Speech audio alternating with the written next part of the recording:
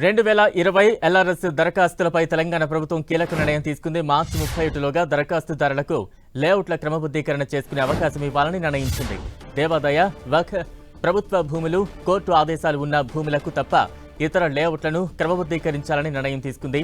ప్రభుత్వ నిర్ణయంతో 20 లక్షల మంది దిగువ మధ్యతరగతికి చెందిన దరఖాస్తుదారులకు మేలు జరుగుతుందని అంచనా.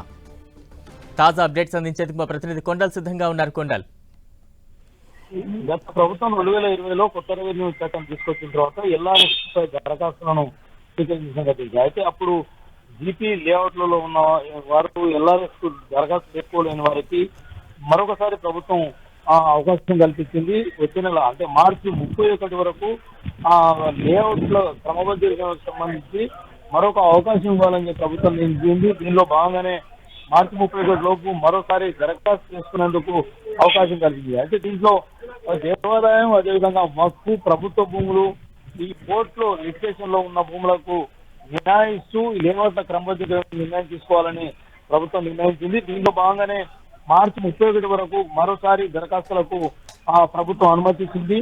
దీంతో ఇప్పటి వరకు అంటే చాలా 2020 నుంచి వెయిట్ చేస్తున్న దాదాపు 20 లక్షల మందికి పైగా దిగువ మధ్యతరగతికి సంబంధించిన వారికి ఇది మేలు జరిగే అంశంగా ప్రభుత్వం భావించి ఈ కీలక నిర్ణయం తీసుకుంది. బలరాం, కొండల్, అంటే తాజా ప్రభుత్వ నిర్ణయంపై సామాన్య ప్రజల నుంచి ఎటువంటి స్పందన వస్తూ ఉంది?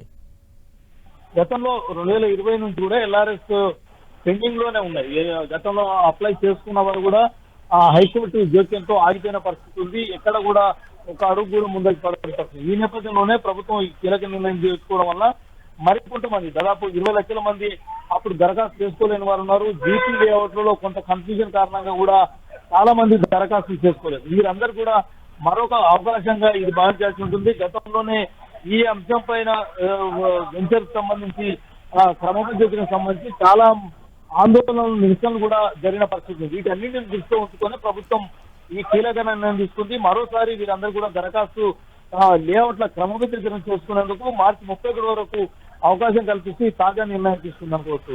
Right, thank you Kondal.